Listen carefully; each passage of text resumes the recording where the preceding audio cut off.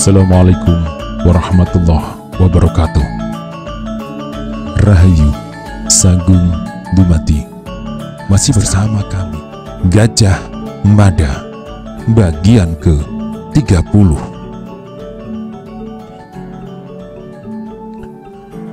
Kembali Jayanegara merasa jengkel karena Gajah Mada menolak tawaran untuk menginap menunggu pagi. Jika menginap, Jayanegara tentu bisa tidur dengan pulas dan tidak perlu berjalan kaki lagi. Letih yang dirasakan amat menggoda, tetapi Gajah Mada selalu mengingatkan bahaya yang membayangi mereka. Keberadaan mereka masih dekat dengan kota raja. Kaki tangan Wenih Suka bisa saja menemukan mereka di tempat itu. Dengan tatapan mata, penduduk Pedukuhan itu melepas perjalanan orang yang mengaku bernama Pahang Gati dan Dharma itu dengan rasa kasihan. Sejenak kemudian, mereka riuh dengan pembicaraan atas pemberontakan yang terjadi itu. Seorang di antara mereka yang mampu bercerita tentang silsilah Ken Arok berbicara riuh soal pemberontakan dan perang yang terjadi. Seorang lagi menimpali dengan kejadian yang amat belum lama terjadi. Perang yang meruntuhkan pilar Singosari akibat gempuran Jaya Katwang ketika istana tidak dilindungi prajurit. Tetapi seorang di antara mereka tampak termangu, wajahnya tegang, alisnya bahkan mencuat saat dengan sekuat tenaga berusaha mengingat wajah yang pernah dilihatnya di Tralaya. Mendadak wajah orang itu menjadi tegang. Mendadak orang itu tanpa sadar mencengkram lengan temannya. Mendadak ia terbelalak dan sesak nafas. Lehernya tercekik seperti terganjal singkong. "Ada apa kau kini?" tanya pemuda yang tangannya dicengkram. "Aku ingat sekarang." Orang itu berteriak dengan perasaan meluap. "Ingat apa?" bertanya orang lain. Orang itu benar-benar gugup, gemetar, bahkan ketakutan membuat temannya yang lain kebingungan. "Kau ini kenapa?" tanya yang berkemul sarung. "Orang itu tadi, maksudku yang bernama Dharma, orang itu adalah Sri Baginda." Ada desir tajam yang datangnya tiba-tiba serta membungkam mulut semua yang hadir. Sepi yang merampok dengan tiba-tiba itu menghadirkan senyap yang penuh muatan pesona sihir yang menyebabkan semua orang menjadi patung-batu membeku. "Jangan bikin hatiku deg-degan," berkata salah seorang di antara mereka. "Aku yakin sekali." Pemuda itu menjawab, "Saat pendadaran prajurit di Tralaya, aku menyaksikan dan berhasil melihat wajah tuanku Kologemet Jayanegara.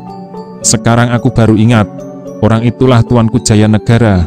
Orang yang bernama Dharma itu Sri Baginda Jayanegara.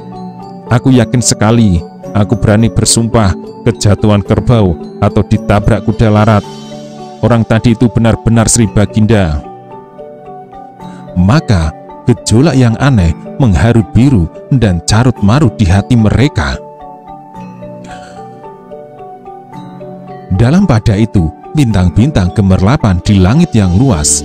Mendung yang semula memayungi kini telah jatuh entah kemana. Meskipun dirasa lambat, jarak yang mereka tempuh makin jauh. Mendekati datangnya pagi, bekal Gajah Mada dan Jayanegara memasuki Pedukuhan Mojo Agung.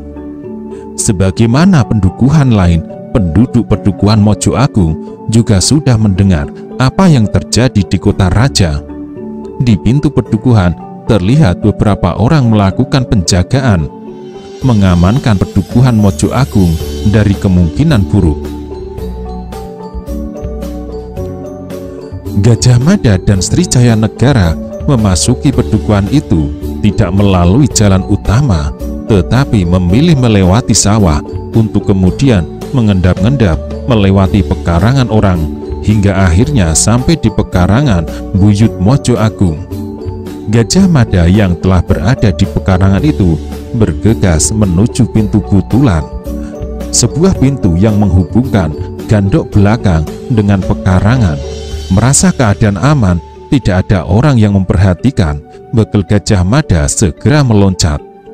Tubuhnya melenting, melintasi dinding, kemudian melayang turun. Dari dalam, Gajah Mada membuka pintu dan mempersilahkan Jaya Negara masuk. Gajah Mada kemudian bersiul menirukan suara burung bince. Beberapa saat, Gajah Mada menunggu. Ketika pimpinan Bayangkara itu merasa tidak memperoleh jawaban, sekali lagi Gajah Mada bersiul menirukan lengking burung bince. Siulan mirip burung itu menyentuh gendang telinga Ki Buyut. Ki Buyut terbangun, kemudian membalas suara itu dengan siulan yang sama. Dengan bergegas, Ki Buyut yang sudah tua usianya itu bangun dari pembaringan dan menuju pintu belakang. Dengan perasaan tegang, Ki Buyut Mojo Agung memperhatikan siapa yang datang. "Selamat pagi, Ki Buyut," sapa Gajah Mada ramah. Ki Buyut Mojo Agung tidak menjawab.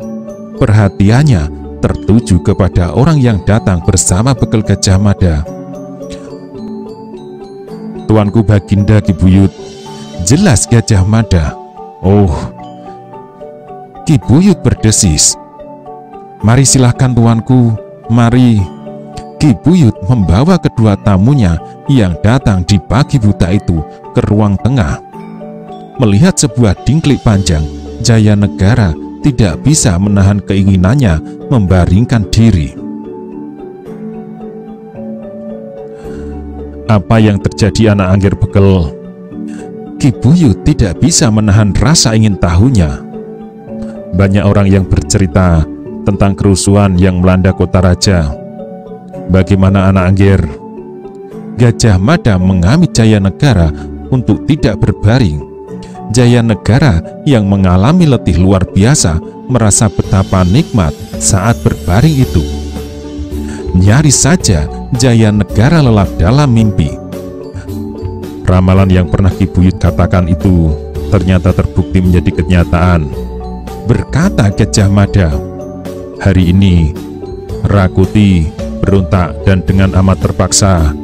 Karena keadaan tidak aman, Tuanku Jaya Negara meloloskan diri dari istana." Dengan singkat tetapi jelas Bekel Gajah Mada menuturkan bencana yang menimpa istana. Buyut Mojo Agung menyimak penuturan itu dengan cermat. Sebagai orang tua yang mempunyai daya linuwih, kawaskitaan yang melebihi orang kebanyakan, Ki Buyut Mojo Agung selama ini dibayangi hal-hal buruk yang akan menimpa istana. Bayang-bayang yang selalu hadir di benaknya pada saat Ki Buyut mesu budi itu kini hadir dalam peristiwa nyata. Beberapa bulan sebelumnya, Ki Buyut menyampaikan ramalan itu kepada Bekel Gajah Mada. Kini terbukti ramalan itu terjadi. "Ramalan apa?" Srijaya Negara tidak bisa menahan rasa heran. "Kau tadi menyebut ramalan." Gajah Mada mengangguk. "Hamba tuanku," jawab Gajah Mada. "Ki Buyut Mojo Agung memiliki kemampuan meramal dan mengintip apa yang akan terjadi di waktu yang akan datang. Ki Buyut pernah menyampaikan kepada hamba kemungkinan terjadinya peristiwa buruk yang akan menimpa istana. Terbukti apa yang diramalkan Ki Buyut itu benar." Jaya Negara termangu. Cerita itu sungguh menarik perhatiannya. "Kalau begitu, bisakah Ki Buyut meramalkan untukku? Apakah aku akan kembali memegang tampuk pimpinan Majapahit?" Gajah Mada menoleh kepada Ki Buyut.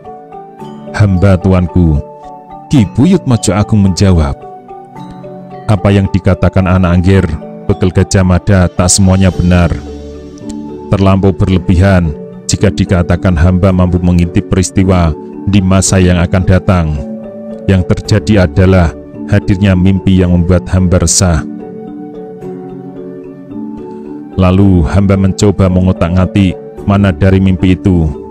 Ternyata perhitungan dan otak-atik itu benar. Kini terbukti bencana sedang terjadi dan menimpa Majapahit. Bekel Gajah Mada menyembunyikan senyumnya. Sebenarnya lah Bekel Gajah Mada sendiri pernah diramal oleh Ki Buyut Mojo Agung itu bahwa di kemudian hari nanti ia akan menjadi orang yang besar. Gajah Mada menganggap apa yang dikatakan Buyut Mojo Agung itu sebagai kelekar belaka. Gajah Mada tidak pernah menyimpan angan-angan seperti itu. Maka demikianlah, di pagi buta itu, rumah Ki Buyut telah disibukkan oleh para Magersari yang segera turun ke dapur untuk menyiapkan hidangan. Para Magersari sebenarnya bertanya-tanya dalam hati, siapa tamu yang tampaknya amat penting itu? Namun Ki Buyut Mojo Agung sama sekali tidak menyebut namanya. Bahkan istri Ki Buyut juga penasaran.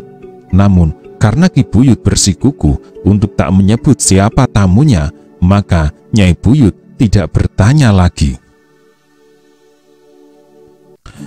Untuk pertama kalinya di sepanjang hidupnya, Srijaya Negara merasakan betapa nikmatnya mandi pagi hari dengan air hangat. Juga betapa nikmatnya sarapan dengan lauk yang sebenarnya sederhana, tahu bacem dan pecel serta lalapan kemangi. Jaya Negara makan dengan lahap. Justru karena itu Ki Buyut Mojo Agung merasa senang melihat tamunya berkenan dengan hidangan yang sangat sederhana itu. Jaya Negara yang kelaparan menelan sesuap demi sesuap hingga akhirnya Jaya Negara lemas. Jika semula ia merasa lemas karena lapar, kini ia lemas karena kekenyangan.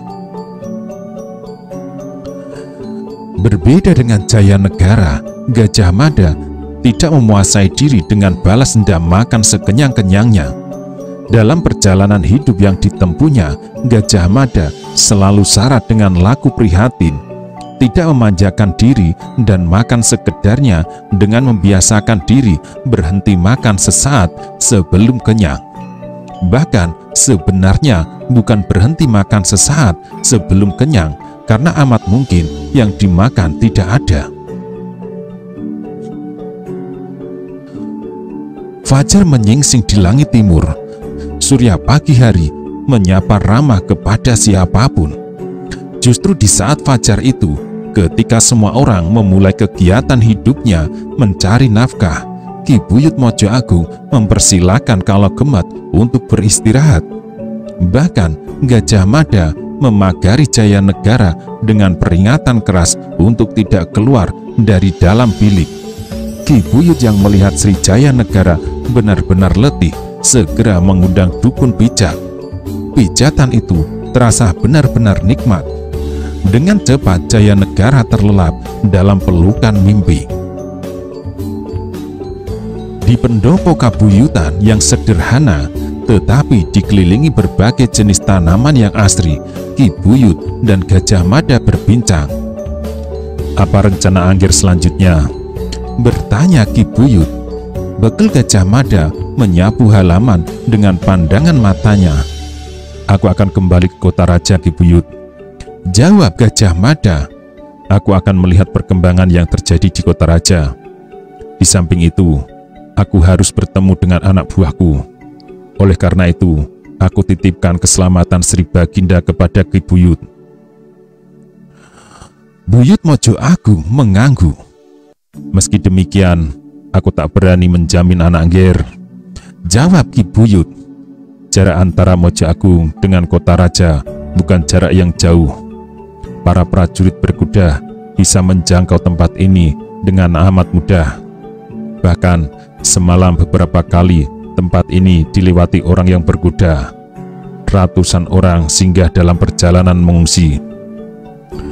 Aku mengerti, Ki Buyut. Jawab Gajah Mada. Justru karena itu, aku akan mengupayakan agar besok Sri Baginda sudah pergi meninggalkan tempat ini menuju ke tempat yang lebih aman. Ki Buyut gelisah. Ki Buyut tidak mencemaskan keberadaan Jayanegara di rumahnya yang mungkin bisa menimbulkan masalah besar jika Rakuti sampai mengetahui. Kegelisahan Ki Buyut justru tertuju ke masa depan Majapahit. Gajah Mada seperti bisa membaca kegelisahan itu. Bukankah Ki Buyut punya kemampuan meramal? Pancingnya, Ki Buyut Mojo Agung menggeleng. Yang aku bisa bukan meramal Ananggir. Aku hanya membaca tanda-tanda khusus. Aku melihat seperti ada pamor cerah menyelubungi tubuh Ananggir. Mungkin terjemahan yang paling mudah adalah kelak di kemudian hari Ananggir akan menjadi orang yang sangat berpengaruh. Sebaliknya, tidak demikian dengan Tuanku Jayanegara. Aku melihat adanya bayang-bayang yang suram. Namun demikian, aku akan mencoba menelusuri. Mulai hari ini nanti, aku akan menyempatkan untuk melacak bayangan buruk itu. Gajah Mada diam, meski Gajah Mada merasa perlu menempatkan pendapat dan ramalan Ki Buyut Mojo Agung itu menjadi bagian dari landasan pertimbangan-pertimbangannya. Gajah Mada tak boleh menyerahkan semua yang terjadi hanya pada ramalan. Bagaimana dengan kerabat istana Ananggir? Tanya Ki Buyut lebih lanjut. Pertanyaan itu memancing kegelisahan Gajah Mada. Bekel Gajah Mada telah menyerahkan tanggung jawab pada Lembu Pulung dan kawan-kawannya. Apakah mereka mampu melaksanakan tugas dengan baik? Menjadi pertanyaan yang masih belum ditemukan jawabannya. Dalam keadaan kacau, bisa saja terjadi hal yang menyimpang dari rencana. Aku telah menguasai beberapa anak buahku untuk mengungsikan Sekar Kedaton. Apakah mereka berhasil melaksanakan tugas itu dengan baik? Aku masih belum mengetahuinya. Rasanya aku sudah tidak sabar ingin segera memperoleh laporan dan kabar dari mereka yang kuberi tugas itu. Jawab Gajah Mada. Buyut Mojo Agung mangut-mangut. Selanjutnya Ananggir. Lanjut Buyut Mojo Agung. Ini sebuah pertanyaan yang bagiku amat penting. Bagaimana menurut Ananggir? Apakah Tuanku Baginda akan kehilangan tahta untuk selamanya? Apakah tindakan makar oleh Rakuti itu berarti dengan serta-merta menempatkan dirinya menjadi raja menggantikan Tuanku Jayanegara? Pertanyaan itu rupanya memang sangat mengganggu Ki Buyut Mojo Agung. Namun pertanyaan itu pula yang makin membakar dan menggugah Gajah Mada untuk tidak tinggal diam melihat apa yang terjadi. Aku akan membalas Ki Buyut, jawab bekel Gajah Mada. Menurut perhitunganku, Rakuti tak akan memperoleh pijakan di Majapahit. Boleh saja kali ini Rakuti mengusir Tuanku Jayanegara. Namun, semua orang akan mempersoalkan ulahnya. Para kawulo belum tentu bisa menerima Rakuti. Aku berharap pada saatnya kelak, aku akan kembali, akan kugulung Rakuti bersama komplotannya itu. Ki Buyut Mojo Agung termangu. Gajah Mada bangkit dari tempat duduknya. Pandangan matanya tajam menyapu halaman. Tangan pimpinan Bayangkara itu mengepal, seolah dengan mengepal tangan begitu kukuh, apapun akan dilakukannya. Pagi beranjak, matahari memanjat naik. Buyut Mojo Agung tidak bisa menahan senyumnya ketika melihat penampilan bekel Gajah Mada telah berubah. Gajah Mada yang bermaksud kembali ke kota raja itu tampil dengan wujud lain sama sekali. Nyaris saja Buyut Mojo Agung tidak mengenalinya. Benar-benar sebuah penyamaran yang sangat sempurna. Bahkan Rakuti pun belum tentu mengenali. Ki Buyut Mojo Agung telah menyiapkan seekor kuda yang sangat tegar untuk mempercepat perjalanan bekel Gajah Mada kembali ke kota raja. Sejenak kemudian, suara berderap menggema meninggalkan halaman kabuyutan Mojo Agung. Para Magersari yang mengabdi di kabuyutan itu kian penasaran. Mereka bertanya-tanya dalam hati. Buyut Mojo Agung terpaksa harus mempertimbangkan keadaan itu. Apakah justru akan menimbulkan rasa ingin tahu yang bisa melebar lebih luas, menjalar ke para tetangga. Akhirnya Ki Buyut memanggil mereka. Para Magersari itu diajak berbicara ke gandok belakang, termasuk istrinya ikut menyimak. "Kalian sedang bertanya-tanya melihat tamu kita?" tanya Ki Buyut membuka pembicaraan. Para Magersari saling pandang.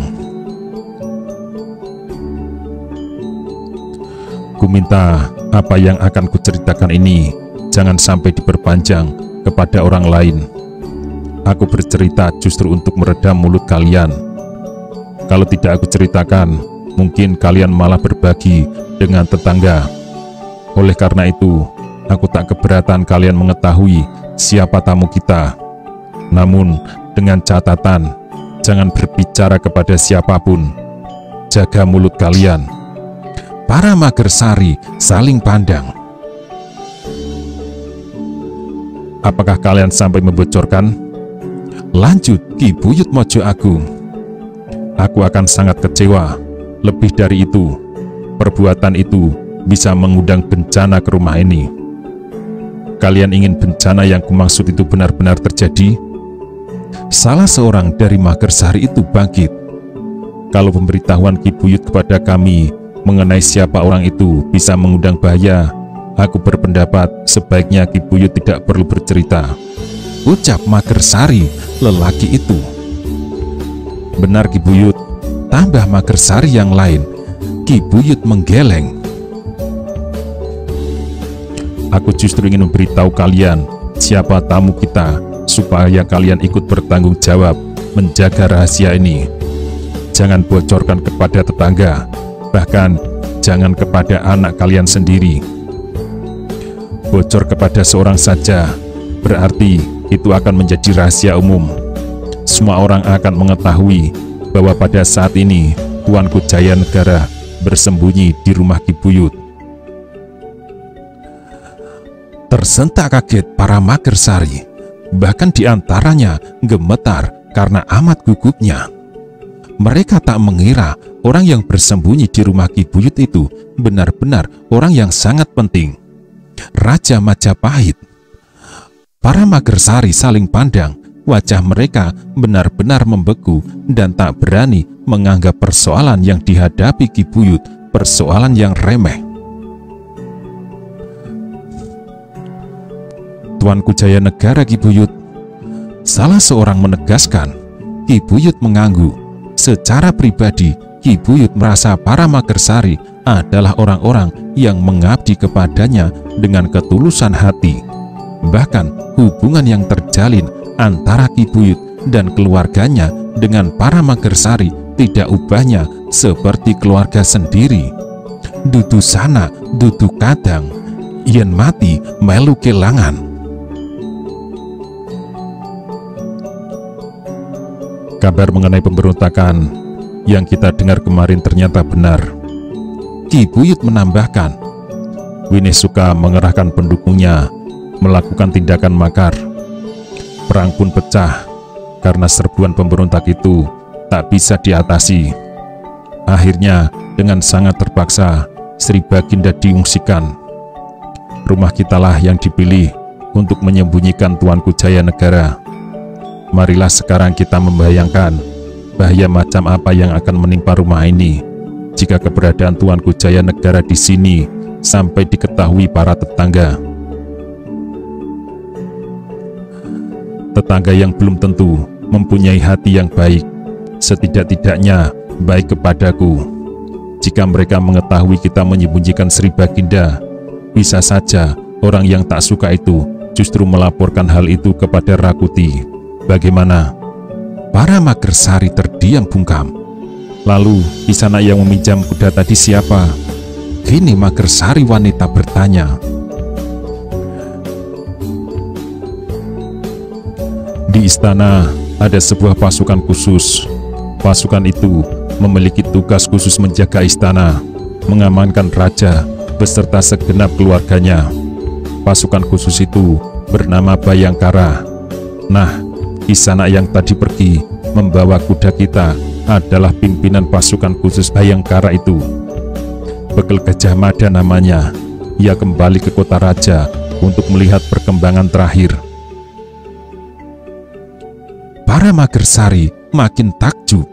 Di dalam hati mereka berjanji untuk menutup mulut rapat-rapat, tak akan membocorkan berita luar biasa itu. Di satu sisi, mereka merasa bangga karena mendapat kesempatan melihat langsung wujud Srijaya Negara dan melayaninya. Tetapi di sisi lain, tumbuh pula kecemasan akan terjadi sesuatu yang membahayakan Ki Buyut dan keluarganya, bahkan akan berimbas kepada mereka.